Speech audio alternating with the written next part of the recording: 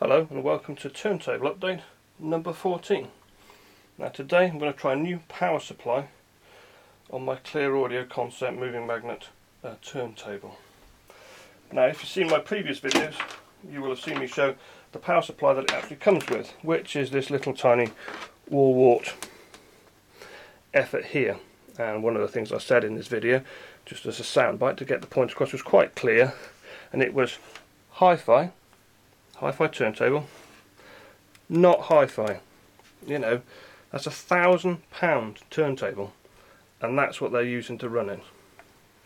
You know, $1,500 turntable and a little tiny wall wart power supply is what's running the show. Yeah, the only reason this is included is to save money. There's no other reason. This isn't hi-fi and it's not good enough on a piece of equipment this expensive. Frankly, this wouldn't be good enough on a little DAC or headphone amp costing £150, let alone something that's costing £1,000. And needs replacing. Now, I haven't gone out and bought a high-end power supply. What I have done is simply realise that I have a power supply that has the same voltage and the same type of connector, which I have here, already as part of my equipment. Now it's currently running on an HDMI switch box that I use for using multiple HDMI devices into the single HDMI socket I've actually got on my monitor. And it was simply plugged into that. Now it's 12 volt DC, and it is a hi-fi power supply. Now it's not a high-end power supply. It is the same type of power supply as this one. They're called switch mode power supplies, but this one is, you know, significantly bigger, significantly heavier. It's probably about 3 times heavier than this, and it is over 4 times the amount of power.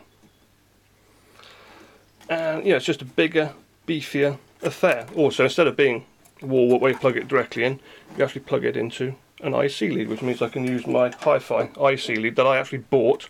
You've probably seen in previous videos that I actually bought for the turntable, can actually be used with this. And the other thing it has is it actually has high quality cable here instead of the really cheap thin rubbish that came with the original power supply. That will be picking up interference, something chronic, whereas this has the Kimber weave, which I've shown before, and is there to reject interference and act as shielding. I think the only advantage the original plug has over this one is the actual little plug socket has a little lip on here, so it actually locks in place, whereas this is the bog standard straight, so theoretically that could slip out, but it is pretty much a tight fit, so it shouldn't be a huge problem. Now, this supply is made by Russ Andrews in the UK. It's called PowerPak II, and as I say, it is just a basic, generic, but high quality switch mode power supply meant for hi-fi equipment. It is a better quality supply than the original, but it is not meant for this turntable. It is not something that I would have gone out and bought especially for this turntable. Just had a little sort of brainwave that I had something that I could try on this turntable, so I thought may as well give it a go. Now, one of the things I covered in one of my other videos is the fact that keeping the electrical contacts clean on all of your hi-fi equipment is very important. Now, what I use to clean the electrical contacts is simply this. It's Deoxit D5, and what I do is I spray a certain amount of that into the lid and then use swabs and brushes to actually clean the equipment, and all the contacts need to be cleaned. You need to get some on there and actually swab round all the electrical contacts. Use this for, say, external contacts like this, and when you need, use the little wire brush to actually do internal things. And so once that has been done, it is then worth getting anti-static spray, something like this. This is meant for cleaning computers, but just as good for hi-fi equipment. Spray some onto a cloth and then actually rub down all the equipment and the leads as well. Literally go along the whole lead with the thing, cleaning it as you go. It physically cleans the product, but it also helps remove static from the equipment that you're cleaning. Helps the electrical properties as well. Cleaning your equipment, cleaning the electrical contacts is vitally important. So every opportunity you get to do it, so when you're swapping equipment about, you should always do it. Keep everything tip top all the time. Now, one of the other advantages of using this particular power supply over the standard wall-wart unit is that it has an ISC socket on here, which means I can now use my high quality mains lead that I've shown in previous videos that I actually purchased for use with the turntable, and actually use it with this. And this lead has been redundant simply because it wasn't needed because of the wall-wart power supply. But I can plug that into there and get high quality performance from this lead. And this lead helps filter out interference as well as giving very good contact and high current into the power supply. And as I say, the lead on here uses a very similar wire to the lead that's in here, which again is for anti-interference purposes. And obviously this is 12 volt DC going through here, which is why the wire is much thinner and smaller, where here you have actually got the mains electricity coming in. And but again, it will give, I say, a further enhancement over just using the standard wall-wart unit. Now you might be asking, why buy or use something like this when something like this works? And this does work. You know, it was designed by Clearaudio and specified by Clearaudio for their turntable. It works, does the job. So why replace it for something that's more expensive? Isn't this just some silly little bit of hi-fi tweakery? And the answer is twofold. First of all, your hi-fi equipment is hi-fi. It is high fidelity, high quality equipment. You can get sound from cheap stereo equipment. You don't need hi-fi to play music. You can buy real cheapo gear and it will play the music, it will work, just won't be anything like as good. And when hi-fi equipment comes with things like this that are pretty cheap and nasty, replacing them with higher quality things is worthwhile. But again, why do it? Well, it is simply this: music is energy. The original performance from the artists with their instruments or the singers was energy. Now, the mechanical energy, by vibrating the air, was captured by the microphones, which again, mechanical energy, turning it into electrical energy, that was somehow stored by the people that recorded the music, and now it comes along to your hi-fi equipment. And your hi-fi equipment has to recreate that energy to play the music. That's what the music ultimately is. It is energy. And everything in your hi-fi system is all about the energy. And the energy for your hi-fi system comes from the mains electricity, unless it happens to be running from batteries, in which case it comes from the batteries. But say we're normal to hi-fi separates, it runs from the mains. And that is where your sound comes from. The mains electricity literally runs the speakers. There's a direct link from the mains electricity right to the speakers, and the speakers create the sound that you're ultimately listening to. The sound does not start with your vinyl record or your CD or your FLAC download or whatever you're using. It starts at the source, and the source is the mains electricity. And it's all about getting that energy into the equipment and through the equipment. You use better power supplies, and you're getting better, cleaner, more powerful, more consistent energy into your equipment, and ultimately better energy out of your speakers. Now, those of you who've been following my turntable update videos will remember back in turntable update video number 9, I introduced my new phono stage, the musical Fidelity X-LPS, which you see in front of me. And one of the things I did in that video is I swapped the original wall-wart power supply. In this case, the power supply is at 12 volts AC rather than DC, and I swapped it out and replaced it with a much higher quality power supply, which just happens to have matching casework. But the important bit is it says it's a more powerful power supply to improve the sound. Now, in this case, it's quite easy to understand how this has its sound improved by this. The sound in here, ultimately, the sort of signal path has a direct link between here and what actually comes out the speakers. Direct electrical link. So if you improve the sound quality in here, you obviously get a better electrical signal coming out of the speakers. So you put more power into it, higher quality power to run this, you're going to get better sound out of your speakers. You've improved the electrical signal that you actually ultimately end up hearing. In this situation, that is easy to understand and easy to appreciate. With a turntable, it's not quite so simple. with a turntable, you plug the power supply in the back, as so. And what this power supply, now higher quality power supply, ultimately does is it makes the platter go round. It runs the motor that makes the platter go round. And that's it. The electricity from here only goes into here, gets turned into mechanical energy to move the platter around, and that's it. There's no direct electrical link from here to the sound that comes out of your speakers. It stops here. The energy gets changed from electrical into mechanical. There's a complete barrier, a complete break.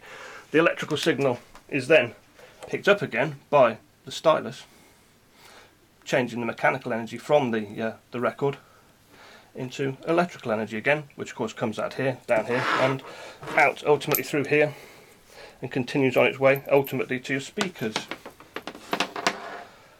So is this really going to make that much difference to the sound quality? Because as I say, you have this break, you have a mechanical break, but ultimately, if you continue to apply the approach of it being energy, sure, there's a break from the electrical energy as it gets changed into mechanical and then back into electrical, but it is still energy. The energy doesn't go anywhere. You've still got electrical energy, mechanical energy being turned back into electrical energy. That's coming down here. It is still all about energy. And by adding a higher quality power supply, we are improving part of that chain. We are improving the energy that is in your system. And it's not just about power and grunt and what have you, particularly here where all it has to do is make the platter move. Here it's more about being smooth and controlled. It's all about finesse. But having a more powerful power supply is likely to mean it's less stressed. It can run it far more easily. A bit like having a powerful car. You don't have to drive fast. You can cruise around in your powerful car without ever having to stress the engine. Where if you've got a little car, you're going to be constantly thrashing it just to drive around at normal speeds. So ultimately, I obviously have to give this thing a listen.